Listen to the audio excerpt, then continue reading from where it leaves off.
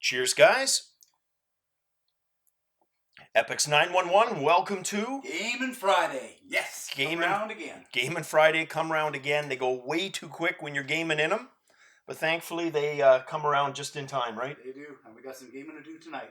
Absolutely, and we've got some VR news to do, so let's jump right into it. Start with Job Simulator, the first virtual reality game to hit $3 million in sales, so congrats to them.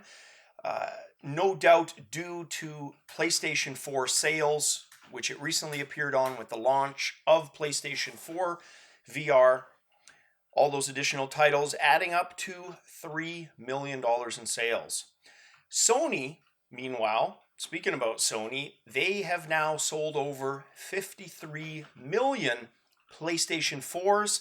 That, of course, is made up of PlayStation 4 Pros, the new Slims, and, of course, PlayStation 4 VR, which no doubt pushed quite a few PlayStation 4s out the door. Also, good news for those of us who like smooth locomotion in our FPS games, in other words, no motion sickness issues. The devs for Arizona Sunshine have announced that they will be implementing in a future update, probably post the February Undead Valley update, smooth locomotion, which they say will be similar to the smooth locomotion found in Onward, which is the HTC Vive game by the sole developer. So that would be awesome. I probably prefer the Serious Sam style smooth locomotion, but I've got no problem with smooth locomotion, period. And if it's going to be Onward style, that's okay with me. Next up, a company called Noitom, Noitom, have released their Hi5 VR glove. Hi5. You know, I read that, guys, probably about 10 times prepping this for the news. Didn't catch on at all what they meant by the H. I was calling it the HI5 until I said high five, and then I realized high fives. That one. Anyways, the Hi5 glove, billed as the world's first VR glove to live up to the old sci-fi hype. Now, this works and integrates with the Vive tracker that I talked about yesterday in yesterday's news through a wrist-mounted interface along with a battery, one for each hand. And the Lighthouse handles the tracking for the glove, leaving the glove to be able to track individual fingers and thumb movements through MEMS, which are micro electromechanical systems. And with all of these together, basically the end result is being able to render human, lifelike 5 digits, fingers moving around freely. I would love to see a video of that in action, actually tested. But what they are saying is, if you remember what it looked like in Tom Cruise's Minority Report, that's what the action is going to look like. So very cool, and they hope to be releasing that spring 2017, so probably March or April. No word on pricing as of yet. Now, the next company, these guys are really good for making peripherals. Companies called Nyko, and kind of like Mugen or Mugen, always pronounce their name wrong, who create the awesome extended batteries for the 3DS. These guys are known for handheld consoles, rather. Well, they are unveiling a slew, 4 to be precise, devices for PlayStation VR and HTC Vive. The first one is called the Charge Block, and I should have a picture up for this. It's going to sell for $19.99 US, and it will charge the PlayStation VR motion controllers. Simply mount them vertically, and they will charge. Next one is the Charge Link, and let's face it, it's basically a Y-split USB cable, so you can charge your motion controllers laying down wherever at the same time.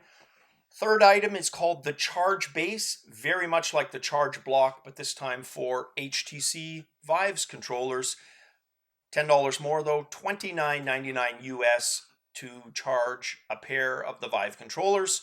And then the last one, a bit of a condom rubber protective sheath for the HTC Vive controller. This one they're calling the VR Halo.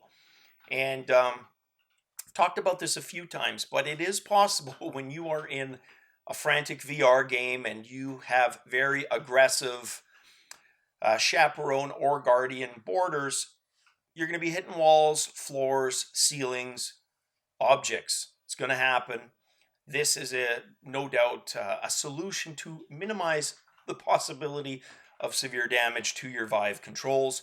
$9.99 for a pair of the protective sheaths. I believe it's a pair. I'll edit that and check that out to verify. Next story, and these were ones I was going to talk about yesterday originally, but due to the timing, carried these over to today. These are haptic shoes and gloves called Taclim from a company called Cerevo, and uses 3 haptic feedback sensors, 1 in each of the shoe devices, 3 in each shoe device, and then 1 sensor in each glove device. And what it's supposed to do is mimic entering like a desert environment, a snow environment, the feeling on your hands and the feeling on your feet entering that. So we'll have to see if it can live up to that, but that's the idea. And according to Cerevo's CEO, Takuma Iwasa, they're not necessarily being designed for consumers strictly. He sees these serving function in VR arcades or things like the theater VR solutions that will be coming out. Next news story, Upload VR's Jamie Feltham. He's one of the prolific authors there on that site. He got to try out the KwikVR kit for the HTC Vive. And I want to talk about this one a little bit to temper some enthusiasm for this device. And trust me, a lot of that enthusiasm was coming from me, myself as well. Really looking forward to hearing experiences about these and, of course, the TP Cast unit. Well, Jamie did get to try. Now, let's start with the price, $300 for sale, ready for sale in March at $300. But let's discuss what his testing revealed. Now, when he started, just to be fair and cover all the bases, the attendant for the KwikVR stated that, look, it is connected to an overheating PC and we don't have a replacement. So you may have some anomalies. Fair enough. Being an IT guy, I can understand that. But it's also a good excuse. Realistic or not, it is a good excuse, right? Fair or not. Now, when Jamie tried it, he said the first couple of minutes seemed fine, but there was something kind of nagging. Couldn't quite put his thumb on it until he noticed it.